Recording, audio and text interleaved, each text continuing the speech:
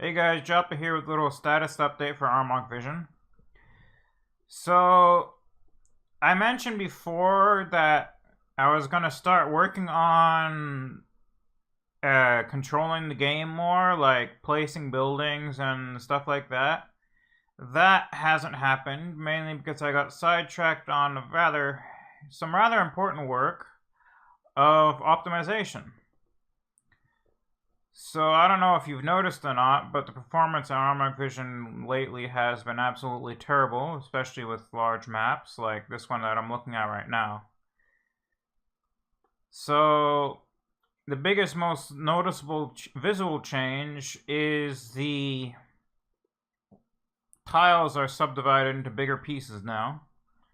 As you can see, it's single embark tile at a time, whereas before it was 9 chunks in each of those. And that makes it a bit easier for the engine to render.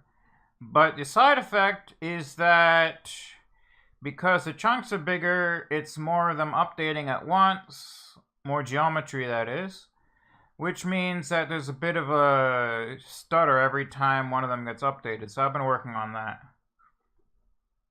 That also means actually that another thing I noticed was the collision mesh of the terrain, which was actually only used for like one thing, which is the first person camera view. So that was not working very well at all. It actually took a really long time to update every time you made any change to it. So I figured it's actually easier just to remove it entirely and replace it with my own system. So I do have some of that partially working already for debug stuff, so that when you can click on the map, it'll tell you information about like what tile it is and stuff. But that is just the beginning. I have to actually make an entire physics from scratch to allow you to walk through the map again.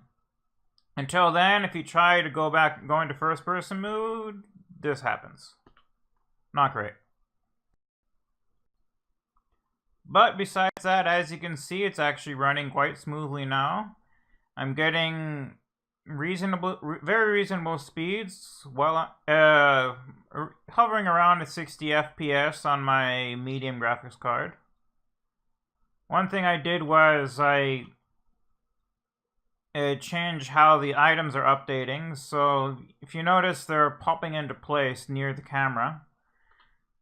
That's because actually on a long running fort like this one, there is literally tens of thousands of items lying on the ground, cluttering up everywhere. So that is actually a little bit too much for Armok Vision to handle before.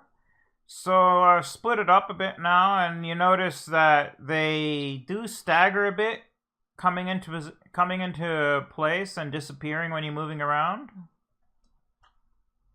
Like if I move quickly over here, it may take like 2 or 3 frames for them to pop into existence. I think that's a reasonable trade-off to allow you to actually, have reasonable speeds. I still haven't done a similar treatment to the creatures, which is why as I'm moving around, you may notice occasional stutters, which just comes from the... Yeah, there we go, like that. That comes from all the units walking around your map being updated, which is currently a little bit slow process that I have to stream down a bit.